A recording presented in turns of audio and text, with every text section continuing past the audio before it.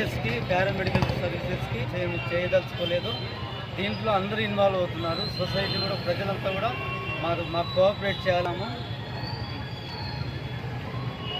అంటే half of the life 10 years మేము college లైఫ్లోనే గడిపేస్తాం. అంటే మామూలు ఎంబీబీఎస్ పోస్ట్ గ్రాడ్యుయేషన్ అన్నీ కలిపేసి 10 ఇయర్స్ అంటే half of the student life అంతా మొత్తం. అంటే సెకండ్ హోమ్. అలాంటి సెకండ్ హోమ్లోనే సేఫ్టీ లేకపోతే అమ్మాయిలకి ఇంకెక్కడ సేఫ్టీయే ఉండదు. ఆర్జికర్ మెడికల్ కాలేజ్లో జరిగిన ఇంత దారుణ విషయం ఇంకెక్కడ అసలు ఇప్పటివరకు ఏ స్టేట్లో జరగకూడదు, ఇంకా ముందు ఎప్పుడు జరగకూడదు.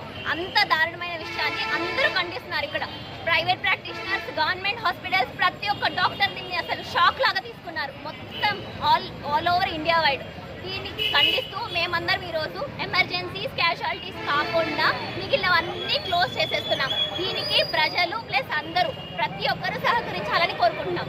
బాధితురాలికి న్యాయం జరగాలి, ఆ దోషులని వెంటనే శిక్షించాలి. మా వర్క్ ప్లేస్లో మాకు ఖచ్చితంగా సేఫ్టీ ఉండాలి. సేఫ్టీ ఉంటేనే ఖచ్చితంగా మా అందరి నుంచి అన్ని hours, in the sense 36 hours కానీ 48 అవర్స్ కానీ డ్యూటీ మీరు ఎక్స్పెక్ట్